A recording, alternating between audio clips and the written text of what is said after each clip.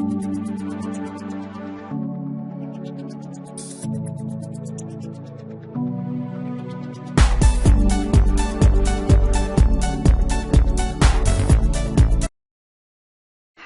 منظمة الصحة العالمية من احتمال توسع تفشي وباء الكوليرا في اليمن ليطال الوافدين إلى الأراضي السعودية أثناء موسم الحج في أوائل شتنبر المقبل.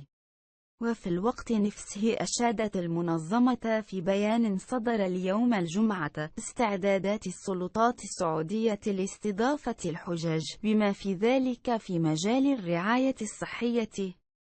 وذكرت المنظمة بأن 2 إلى 4 ملايين مسلم يشاركون في الحج سنوياً، بينهم 1.5 إلى 2 مليون أجنبي، وهو أمر يحمل في تياته مخاطر انتشار أمراض مثل حمى الضنك والحمى الصفراء وفيروس زيكا ومرض المكورات السحائية والكوليرا. وقال دومينيك ليغروس، خبير منظمة الصحة العالمية المتخصص في مرض الكوليرا، إن السعودية لم تشهد أي تفشي لهذا المرض منذ سنوات طويلة بفضل جهود مكثفة للرقابة الصحية والفحوص التي تسمح بالكشف عن حالات الإصابة بشكل مبكر.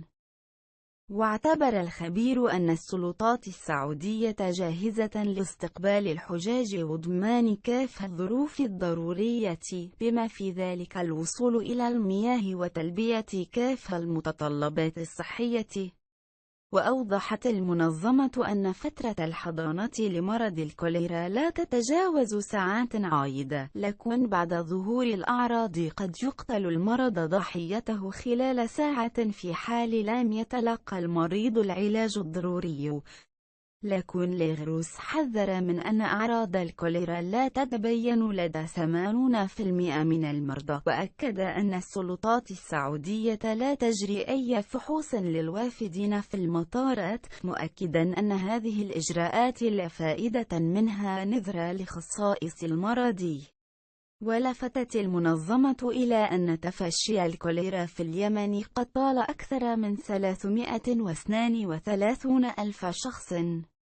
وتؤكد بيانات المنظمة أنه رغم استمرار ازدياد عدد حالات الإصابة الجديدة بنفس الوتيرة قرابة 6000 حالة يومياً، تراجع عدد الوفيات بقدر كبير، وهو لم يتجاوز 9 وفيات يومياً خلال الأيام الست الماضية.